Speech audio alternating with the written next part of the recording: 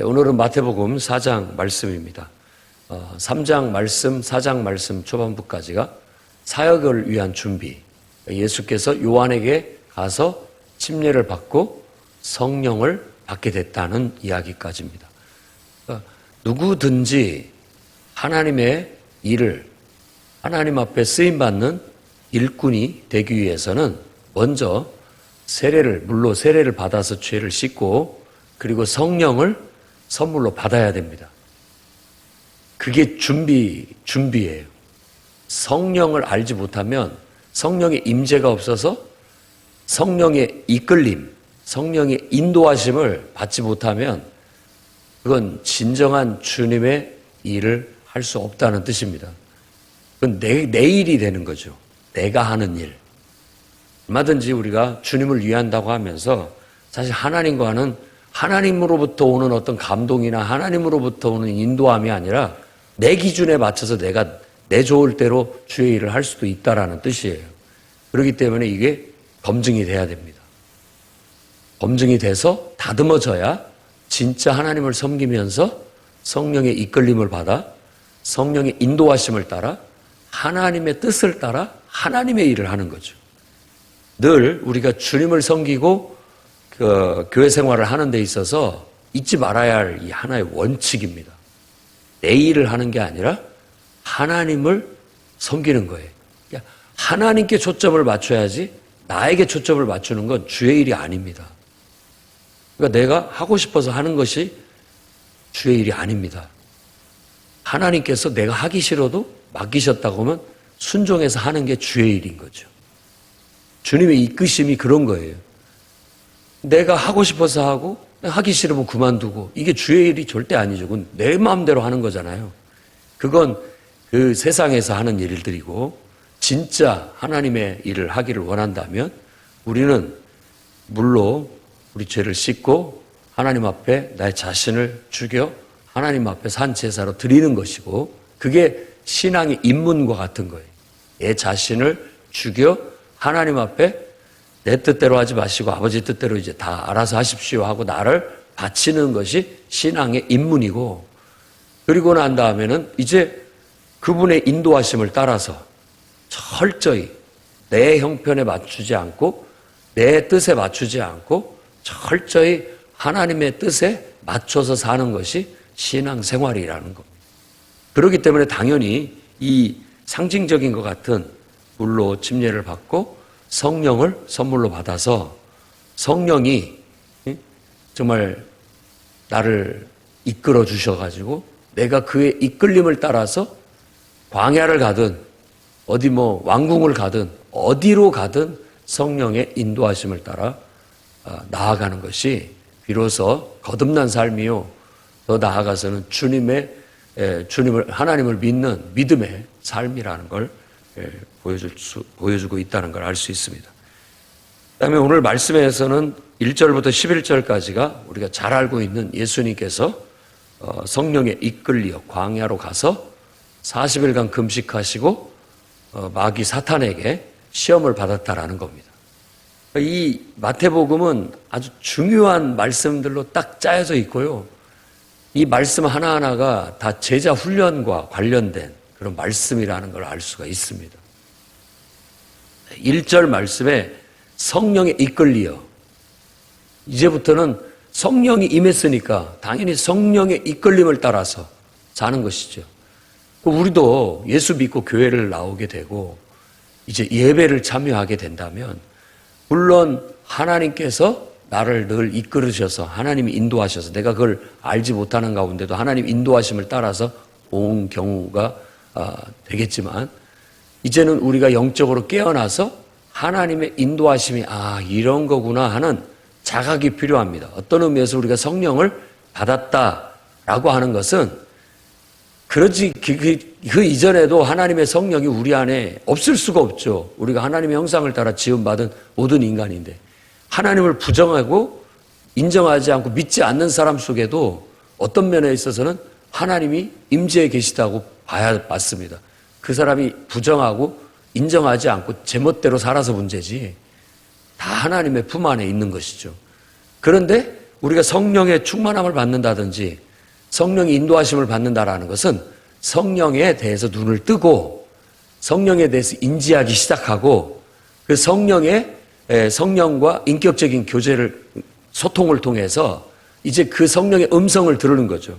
마치 예수님께서 물에서 올라오실 때 하늘이 열리고 비둘기가 성령이 임하고 하늘에서 소리가 들려서 이는 내 사랑하는 자요 내 기뻐하는 자다라고 인정하듯이 성령이 하나님의 음성이 우리 속에 들리기 시작하고 하나님이 우리에게 감동하셔서 우리를 이끄시는 것을 자각하고 인지하기 시작하는 것, 그것 자체가 성령이 받았다라고 우리가 표현을 하지만 성령에 대해서 우리가 비로소 열렸다, 영적인 눈이 열렸다, 영적인 삶을 산다라고도 말할 수 있다라는 거예요. 그리고 충만함이라는 것은 성령에 우리가 충분하게 영향력 아래서 지배를 받고 있다, 이런 의미이기도 하는 겁니다. 사람이 내 생각도 있고 또 내 앞에 있는 환경에 영향도 있고 있지만 내 생각에 영향을 받을 수도 있고 환경에 영향을 받을 수 있고 다른 사람의 영향을 받을 수도 있지만 내게 있어서 가장 주된 영향력은 성령의 인도하심. 그게 충만한 상태인 거예요. 그래서 사람 때문도 아니고 환경 때문도 아니고 내 생각 때문도 아니고 내 기분 탓도 아니고 오직 내 안에 임재해 계시는 성령의 인도함을 따라서 우리가 신앙생활을 하는 겁니다. 삶을 살아가는 거예요. 그게 신앙으로 사는 것이고 그게 믿음으로 사는 거예요. 믿음으로 살지 않는 삶은 그건 제대로 된 삶이 아닙니다. 잃어버린 삶이라 할 수 있는 것이죠. 자, 성령에 이끌리어 우리 번역성에는 마귀에게 시험을 받으러가 이렇게 들어와 있지만 그것은 뒤에 나오는 얘기고 어디로 갔느냐? 광야로 갔다. 성령이 이끄는데 우리를 늘 좋은 길로만 인도한다라고 생각하는 것은 우리의 생각일 뿐입니다. 하나님께서 우리를 늘 꽃길로 인도하시고 황금길로 인도하신다. 그게 아니에요. 하나님은 때로 우리를 광야로 인도하는데 이 이유가 뭐냐? 마귀에게 시험을 받으러. 이 시험을 받는다라는 뜻은 입증한다는 뜻입니다. 우리의 믿음을 입증하는 것. 그러니까 이 40일 동안에 금식을 하셨다고 하는 이 40일간의 기간은 마치 이스라엘 백성이 40년간 광야 길을 걸었던 것을 연상시키는 거예요. 우리의 신앙도 하나님께서 예수를 믿는데 왜 우리에게 꽃길을 주시지 않고 대로를 주시지 않고 황금길을 주시지 않고 광야 길로 우리를 인도하시느냐? 그것은 그 속에서 마치 우리가 배워야 할 것이 있다라는 것을 주님이 말해주는 것과 같은 거예요. 충분히 거기서 연단을 받아야 되고 그 광야에서 입증이 돼야 진짜 하나님 나라를 경험할 수 있습니다.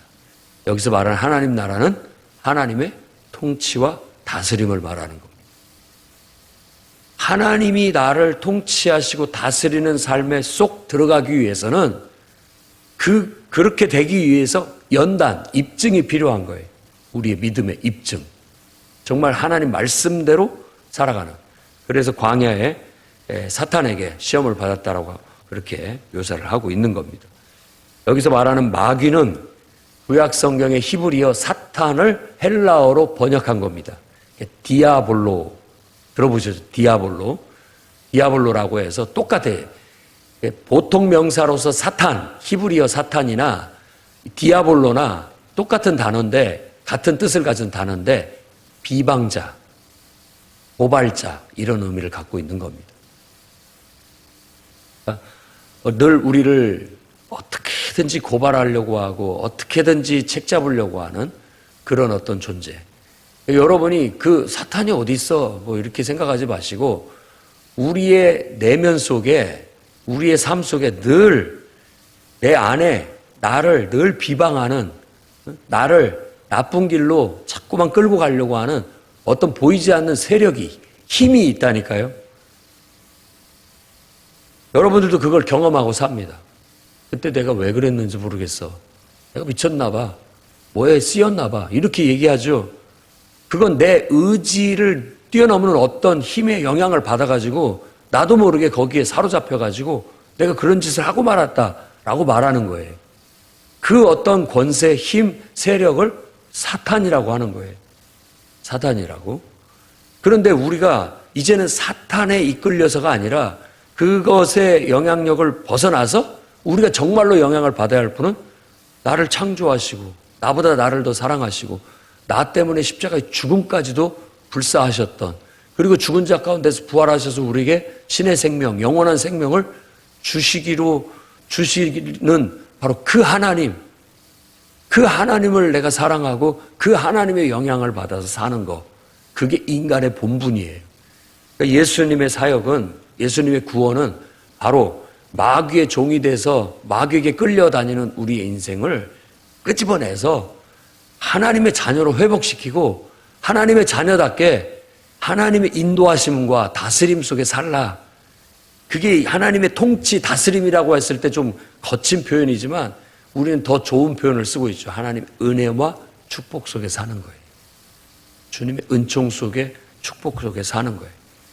광야 같은 삶에서 우리는 그렇게 하나님을 믿는 믿음을 입증해야 됩니다. 그래야 비로소 하늘나라를 경험할 수 있고 하늘의 은사를, 하늘의 능력을, 하나님의 역사를 경험할 수 있게 되고 그 나라의 일을 할 수가 있게 되는 겁니다. 그래서 40일간의 바로 금식을 통한 마귀에게 시험받는 이 일을 성경이 기록하고 그 예수께서 친히 어떻게 해야 입증이 되는지를 보여주고 있는 겁니다. 세 가지를 얘기하는데 돌돌로 떡덩이가 되게 하라. 앞에 붙은 단서는 뭐냐면 네가 하나님 아들이라면. 40일간 굶주렸어요. 우리 인생의 굶주림. 아무리 우리가 궁핍하고 어려울지라도 하나님이 주신 지위, 하나님의 아들이라는 지위, 그리고 하나님의 아들이라는 권세, 지위와 권세를 갖고 있어요. 충분히 돌로 떡을 만들어 먹을 수 있습니다. 근데 사탄이 와서 네가 하나님의 아들 아니냐 하면 돌로 떡 만들어 먹어라. 그렇게 배고프면. 그 굶주림이라면. 충분히 할 수 있는 지위와 권세를 가지고 있어도 내가 나를 위해서 쓰지 않는다라는 거예요. 그것에 대한 그 답변이 뭐냐. 신명기 8장 3절 말씀으로 답변을 합니다. 사람이 떡으로만 살 것이 아니요 하나님의 입으로부터 나오는 말씀으로 살 것이니라.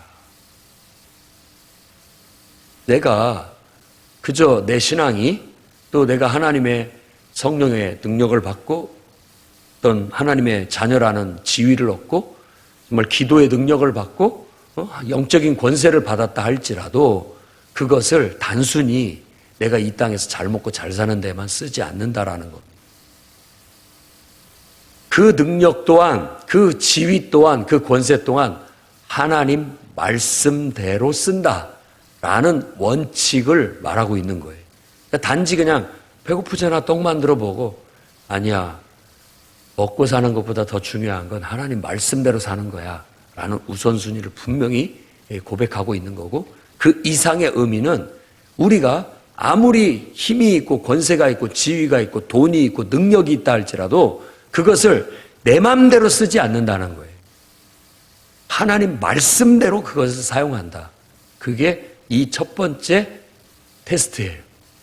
여러분들도 이제 신앙생활을 한다면 하나님이 주신 지혜, 하나님이 주신 물질, 하나님이 주신 권세, 능력, 뭐가 됐든지 여러분에게 있다면 그것을 내 것이라고 내 마음대로 쓰는 거 아닙니다. 이제는 하나님의 말씀대로 그걸 사용한다라는 그런 믿음의 삶을 살아가시기를 바랍니다. 그 다음에 두 번째가 성전 꼭대기, 예루살렘 성전에 데리고 가 성전 꼭대기에 높이 세우고 네가 만일 하나님 아들이라면 뛰어내리라 라고 얘기했고 예수님은 그 사탄은 시편 91편 11절 12절 말씀을 인용해서 야 성경에 기록되어 있지 않느냐 사자들을 명해서 네 발이 돌에 부딪히지 않게 다 이렇게 붙잡아 주실 것이다 라고 기록되어 있지 않느냐. 그러니까 뛰어내려도 뭐 무방하다.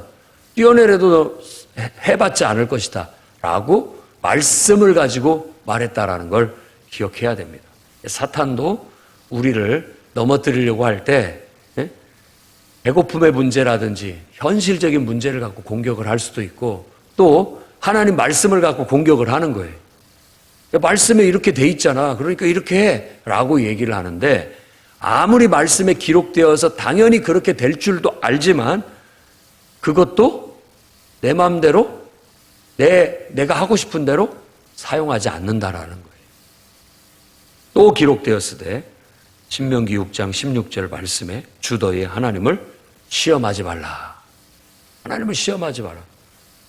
하나님이 말씀하셔서 하는 거 아니면 결국은 하나님이 이렇게 우리한테 약속했잖아요. 그러니까 내가 이렇게 할 테니까 이렇게 해주세요라는 것은 하나님을 시험하는 것으로서 어떤 의미에서 하나님의 이름을 망령되게 쓰는 거예요.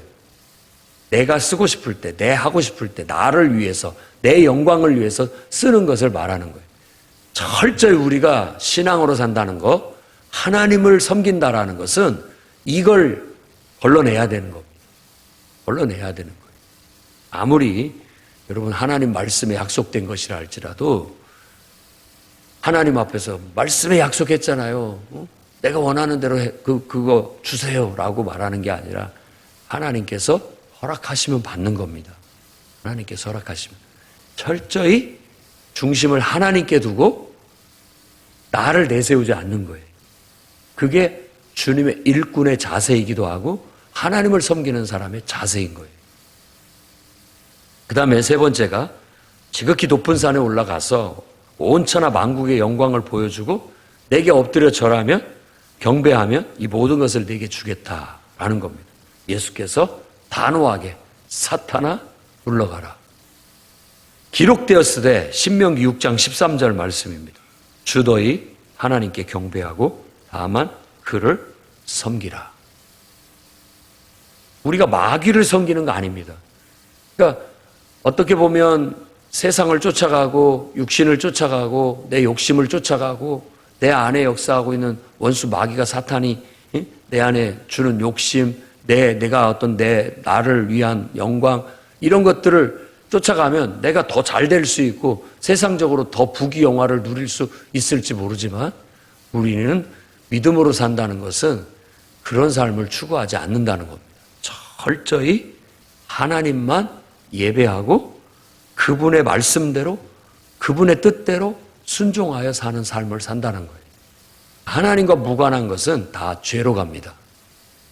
말도 그렇고 행동도 그렇고 우리의 선행도 마찬가지입니다. 다 하나님과 무관한 것은 전부 썩어버리고 지푸라기 같고 죄로 가는 겁니다. 모든 것의 동기가 시작이 하나님으로부터 와야 되고 하나님에 의해서 되어져야 되고 하나님께 영광이 돌려져야 진짜 믿음이에요. 예수님이 세 가지 받은 시험의 핵심은 다 다른 것 같지만 결국은 가장 그 줄기에 흐르는 것은 신명기 6장 4절 말씀인 거예요. 마음을 다하고 뜻을 다하고 힘을 다하여 주 하나님을 사랑해라. 그것의 실천인 거예요. 배고픔과 굶주림, 현실적인 문제 그거보다도 하나님을 더 사랑해라. 자기 명예를 나타내고 사람들한테 칭찬받고 인정받는 것보다도 하나님께 인정받는 게 더 중요하다. 내 욕심을 따라 내 욕심껏 세상에서 내가 그냥 하고 싶은 대로 수단과 방법을 가리지 않고 뭔가를 성취하고 더 큰 걸 얻을 수 있지만 그 길을 가지 않고 철저히 하나님을 섬기고 하나님 뜻대로 하나님 말씀대로 하나님의 영광을 위해서 사는 그분을 섬기는 삶을 사는 게 진실한 신앙인 거예요. 여러분 이게 바로 우리가 가야 할 길입니다. 예수께서 가신 길이 보여주신 길이. 이 면에 있어서 우리가 입증을 해내야 됩니다. 하나님 앞에 인정을 받아야 정말 너는 참된 믿음으로 회복됐구나. 너는 정말 내 자녀다. 내 제자다. 라고 할 수 있는 입증이 될 때 비로소 우리가 하나님을 위해서 일할 수 있고 하나님의 사역을 할 수 있고 영광을 드러낼 수 있게 된다는 거예요. 이 대목에서 이제 우리가 한번 생각해 볼 수 있습니다. 목사님, 하나님, 저 이런 줄 모르고 예수 믿었습니다. 이런 줄 모르고 다시 한번 생각해 봐야 되겠습니다. 라고 한다면 지금 다시 생각하시고 둘 중에 하나 결단을 하십시오. 제대로 믿을 건지 아니면 말 건지. 제대로 믿을 건지. 제대로 믿는다면 바로 예수님처럼 이 정신으로 하나님을 섬겨야 됩니다. 그래야만 신앙의 길로 쭉 나갈 수 있고 하나님의 은혜를, 하나님의 축복을, 하나님의 능력을 경험할 수 있게 되는 겁니다. 이것을 통과하지 않는다면, 이 믿음을 통과해서 믿음으로 들어오지 못한다면 아무리 교회에서 가르치고 또 성경의 약속의 말씀이 축복되고 은혜가 된다 할지라도 나하고는 상관없는 겁니다. 천국이 좋다고 하지만 그 천국은 그냥 머나먼 천국인 거예요. 나하고는 상관없는. 하나님의 능력이 크고 위대하다고 하지만 나는 항상 그것을 바라보고 동경은 하지만 그 속에 들어가지는 못하는 것과 똑같은 겁니다. 그게 결단이 필요합니다. 결단이. 그게 이 광야 금식하면서 40일 동안 이 결단인 거예요. 이런 걸 알고도 그 길을 갈 것인가 말 것인가 결단을 해야 되는 겁니다. 거기에서 통과가 되면 마귀는 떠나가고 사탄은 떠나가고 이제 천사가 와서 우리를 수종들게 될 겁니다. 하나님께서 우리를 돕기 시작하신다는 거예요. 우리와 함께 하시고 우리를 통해서 역사하시기 시작하고 우리를 사용하시는 인생이 된다라는 겁니다. 저는 모든 정말 부름을 받은 모든 사람들이 다 이 길을 가야 인간의 제대로 된 본분을 회복할 수 있고 가장 하나님의 형상을 닮은 인간처럼 살 수 있고 정말 누구보다도 값진 삶을 살 수 있다고 믿습니다. 그래서 어떤 희생이 따른다 할지라도 또 어떤 광야 길이 우리에게 펼쳐진다 할지라도 나는 가리라 그 길을. 난 주님을 따르겠습니다. 주님이 보여주신 그 길을 나도 가겠습니다. 결단하는 게 신앙의 결단이고 믿음의 고백인 거예요. 여러분들은 바로 그 결단을 했기에 지금 이 자리에 앉아 있음을 다시 한번 확인하고 새롭게 그 결단을 했다는 것을 다시 리마인드 시키고 기억해내고 그 길을 계속해서 전진하고 뒤돌아보지 말고 쟁기를 손에 잡고 뒤돌아보는 거 아닙니다. 자꾸 내가 잘못 생각했나? 잘못 결단했나? 이렇게 되돌아보지 않고 쭉 그 길로 가셔야 됩니다. 끝까지 오직 우리가 생각할 건 바로 하나님의 영광을 위해 하나님 말씀대로 순종하는 거, 하나님의 영광을 위해서 오직 하나님께 순종하며 나아가는 거. 그러면 하나님께서 천사들을 보내 여러분들을 도울 겁니다. 여러분들을 도울 거예요. 가는 곳마다 하나님께서 동행하시고 내가 불 가운데로 가더라도 거기에서 여러분들을 보호하시고 물속에 뛰어들어도 하나님께 거기서 여러분들을 보호하시고 광야 길을 가도 거기에도 하나님께서 보호하시고 인도하시고 친히 여러분을 통하여 하나님이 영광을 얻으시고 여러분에게 은혜를 또 축복을 하나님의 능력을 나타내실 거예요. 그게 믿음의 삶의 시작이고 우리가 천국에 가까웠다라고 선포하시는 예수님의 선포처럼 바로 천국 속에 쏙 들어가는 겁니다. 천국은 저 죽어서 가는 먼 하나님께서 주신 온전한 천국이 있다면 지금 내가 완전히 내 자신을 하나님께 맡기고 하나님 말씀대로 순종해서 살게 되면 하나님의 통치와 다스림이 내 지금 현실 속에서 이루어집니다. 그것도 천국이에요. 이 천국은 그 천국의 연속선상 안에 있는 거죠. 같은 거예요. 내가 지금 하나님의 통치와 다스림 속에 순종해서 살고 가면 내 안에 적어도 내 영향력 아래는 천국이 임한 거예요. 그 천국의 느낌이나 앞으로 우리가 가게 될 천국이나 똑같다니까요. 그렇기 때문에 죽음이 없는 겁니다. 사나 죽으나 다 우리는 하나님의 통치와 다스림 속에 살아가기 때문에 이 땅에서도 천국이고 오는 세상에도 천국인 거예요. 지옥 살듯이 살지 마시고 오늘도 내가 천국을 산다는 마음으로 하나님의 능력 속에 은총 속에 하나님이 베푸시는 그 능력과 역사 속에 기쁘고 능력 있게 살아가시기를 바랍니다. 자, 그러고 난 다음에 12절부터 이제 25절까지는 예수님의 사역이 비로소 갈릴리에서 시작됐다라고 해서 이걸 예수님의 갈릴리 사역이라고 하는 겁니다.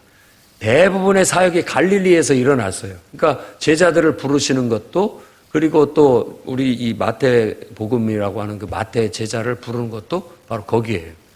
예수님은 나사렛에서 떠나서 갈릴리 북부 호수, 갈릴리 호수, 너무나 커서 호수라고도 부르기도 하고 바다라고 부르기도 합니다. 갈릴리 바다, 바다처럼 보이니까 갈릴리 바다라고 하는데, 북쪽에 있는 한 조그만 마을, 해안 마을 가버나움이라는 곳에서 살았습니다. 가버나움이라는 뜻은 나움의 마을이라는 뜻이에요. 우리가 구약 성경에 나움서 배웠잖아요. 나움서 12선지서 중에 그 나움입니다. 그 나움은 위로자, 어떤 그런 의미를 갖고 있어요.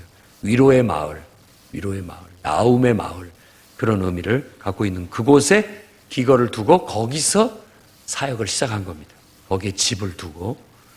그러니까 어떻게 보면 나사렛은 예수님이 태어나서 자란 곳이라고 한다면, 가버나움은 그분이 사역하는 제2의 고향이라고도 할 수 있는 곳입니다. 그것은 바로 이사야 9장 1, 2절의 말씀의 성취다. 이미 갈릴리 땅에 하나님의 빛이 임할 것이라는 이사야 선지자의 선언이 있었는데, 야, 그 말이 바로 이걸 두고 한 거 아니겠느냐라고 그 말씀을 적용시키고 있는 거예요. 갈릴리 해변에, 갈릴리에, 그 지역은 스불론 납달리 지파의 땅이에요. 그러니까 그 지역이 예수님의 갈릴리 사역을 하셨던 지역이기 때문에 그곳에 흑암에 빛이 비추었다, 이렇게 말하고 있는 거라고 볼 수 있는 것입니다. 선지자 이사야는 그것을 다른 의미에서 말했다 할지라도, 그 말이 딱 예수님이 지금 이 갈릴리 가버나움에 와서 사역을 하시는 거하고 딱 매치가 되는 거예요. 그래서 말씀을 그렇게 적용하고 그 예언의 성취다라고 말하고 있는 겁니다.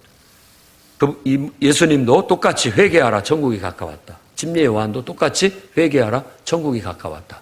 이 천국이 가까웠다는 건 죽어서 우리가 갈 천국이 지금 서서히 다가오고 있다는 게 아니라, 하나님의 임재가 지금 우리에게 임한다. 하나님이 우리 가운데 임해서 우리를 통치하고 다스린다. 그것이 지금 우리에게 임했다라는 걸 강조하는 거예요. 가깝다라는 것은 지금 우리에게 이렇게 다가온다라는 뜻으로 얘기하는 거예요. 하나님이 너희 가운데 임하셔서 너희를 다스리려고 오시고 계시다. 그러면 어떻게 해야 됩니까? 빨리 마음과 생각을 고쳐먹고 마음을 열고 그분을 받아들여서 그분을 섬기고 그분의 통치와 다스림 속에 순종하면서 살아가야 한다는 걸 말하는 것이죠. 이렇게 어떤 천국 사역, 천국 복음을 선포하는 사역을 시작하신 겁니다. 누구든지 만나는 사람들에게 하나님을 다시 영접하게 하고 그분의 통치와 다스림 속에서 정말 온전한 믿음으로 세우는 사역을 하신 겁니다. 그리고 18절, 22절에는 제자를 삼는 사역을 하십니다. 베드로와 안드레 두 형제를 부르셨고, 그 다음에 야고보와 요한을 부르셨어요. 그래서 이 네 명의 제자들이 12제자의 핵심 멤버가 되는 겁니다. 베드로, 안드레, 야고보, 요한. 그 중에 세 사람을, 그러면 안드레 빠지고 베드로, 야고보, 요한. 이 세 사람이 핵심 멤버. 12명을 셋씩 끊는다면 이 셋이 최고 핵심 멤버가 되는 거예요. 예수님의 12제자들 중에. 자, 우리도 주의 일을 할 때 항상 나도 하나님 앞에 바른 믿음으로 서야 되겠지만 누군가를 꼭 제자로 삼아서 누군가를 키우는 일을 해야 됩니다. 그게 믿음의 사람이 해야 할 일이에요. 항상 나 하나만 잘하면 된다, 이게 아닌 거예요. 늘 누군가를 키워야 돼요. 항상. 그래서 교회 다니면서 나 하나 예배 잘 드리고 기도 열심히 하고 나 하나 믿음 생활 잘하면 되지, 그걸로 가면 부족한 거예요. 항상 예수님처럼 누군가를 염두에 두고 내가 저 영혼을 돌봐줘서 믿음 위에 세워줘야 되겠다. 그 사역을 꼭 하셔야 됩니다. 제자 삼는 사역을. 제자 삼는 사역을 해야 돼요. 예수님처럼은 못하더라도 흉내는 내셔야 됩니다. 그분을 따른다는 것은 바로 그런 거예요. 그러니까 내 마음속에는 늘 누군가를 내가 정해놓고 위에서 기도해주고 그 영혼의 멘토가 되어주고 그 영혼의 스승이 되어서 그 영혼을 신앙으로 끌어주는 일을 항상 하며 죽을 때까지 그 일을 하게 해달라고 기도하고 그 일을 하면서 사셔야 되는 거예요. 어떻게 합니까?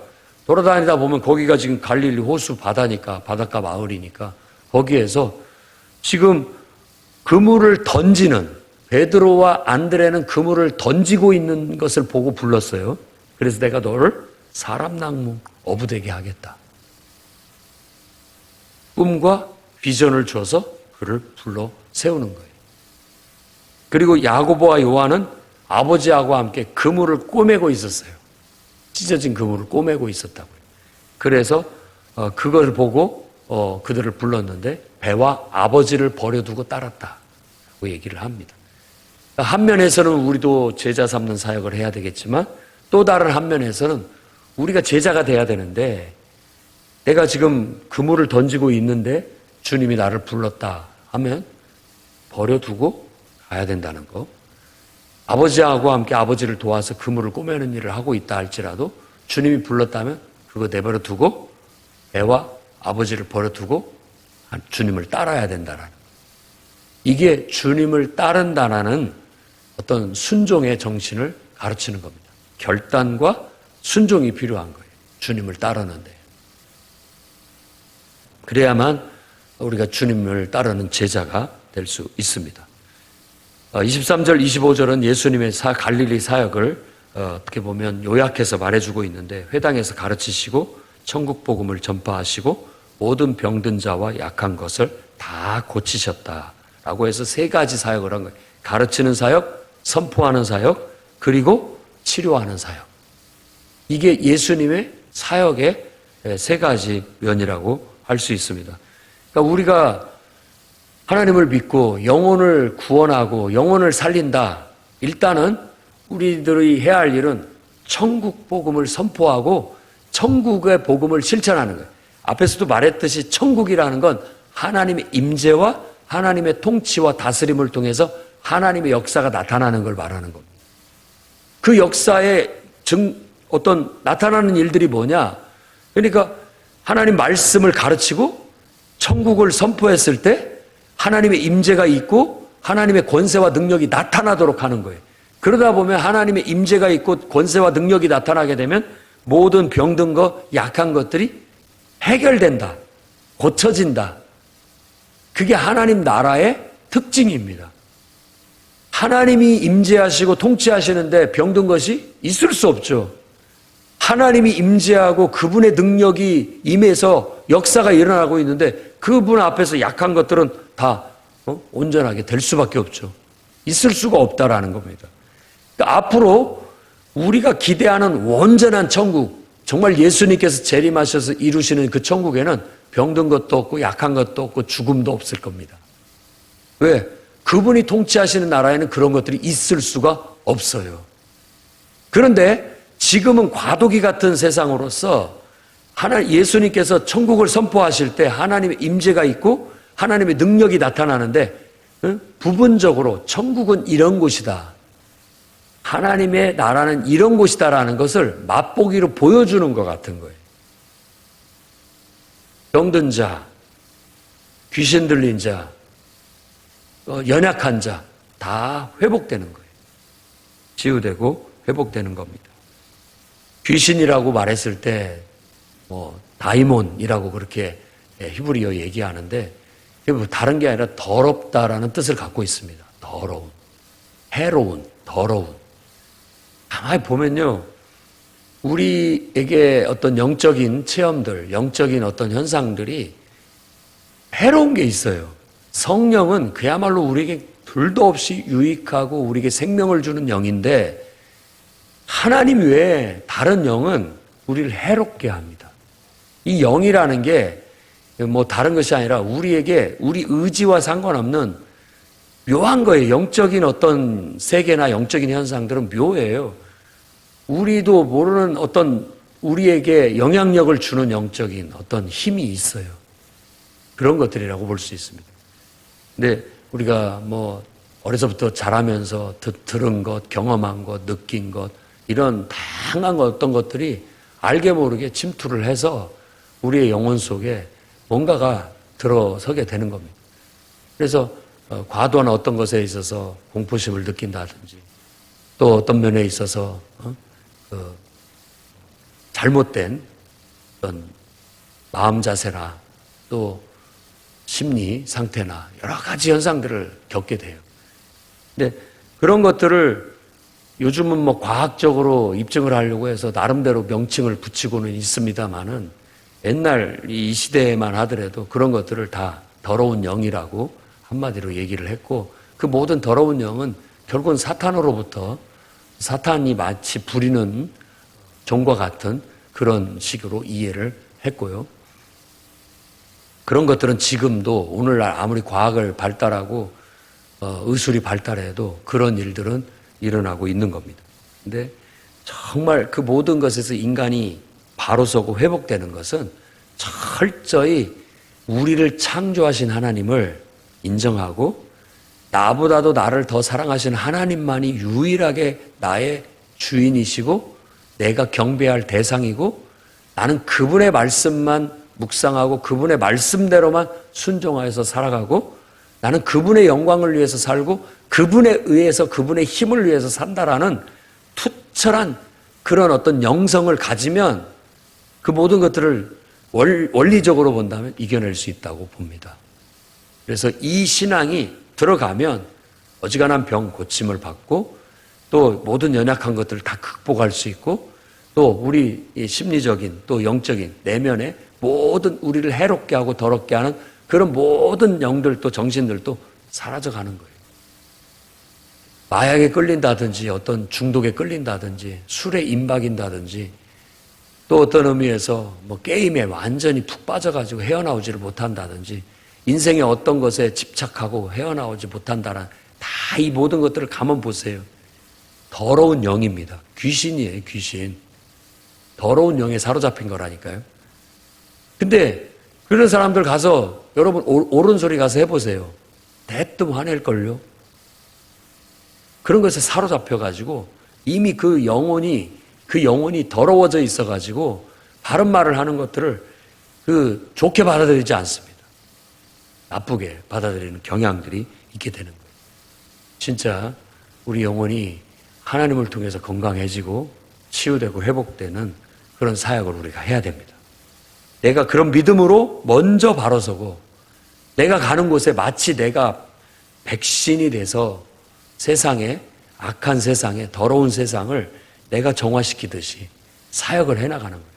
더러움에 사로잡히고 잘못되어 있고 완전히 왜곡되어 있고 망가져 있고 틀어져 있는 모든 사람들을 우리가 가서 팔을 걷어붙이고 그 영혼들을 섬기면서 그 영혼들의 연약함을 내가 감당해가면서 그걸 고쳐내주고 그 영혼들의 부족한 부분들을 치유해주고 회복시켜주고 하는 일들을 해야 되는 거예요. 이게 보통 힘든 일은 아닙니다. 정말 힘든 일입니다. 하지만 누군가가 해야 되는 일이에요. 그 일을 우리가 하나님께서 명하신다면 성령이 인도하신다면 어디로 인도하시든지 우리는 그런 영혼들을 만나서 고치고 치유하고 회복시키고 내가 가는 곳에는 주님의 임재를 구하고 천국을 선포하면서 예수 그리스도를 믿는 믿음을 가르치고 그 믿음을 통해서 사람을 회복시키는 이 사역을 계속해야 되는 거예요. 여러분 사람 만나는 걸 두려워하지 마시고 여러분들을 하나님 앞에 주님이 인도하심이라고 믿고 만나는 사람들을 변화시키십시오. 바꿔내시라고.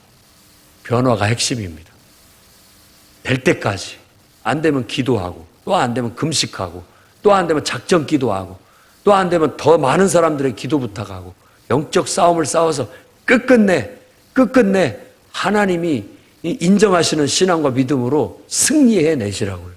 그게 우리의 삶의 승리가 될 거예요. 오늘 말씀처럼 여러분들도 정말 주님의 길을 걸어가는 준비가 딱 되셔서 성령의 인도하심을 따라 어디를 가든 하나님의 임재를 구하고 하나님의 역사를 이루는 주님의 일꾼들이 다 되시기를 주의 이름으로 축원합니다.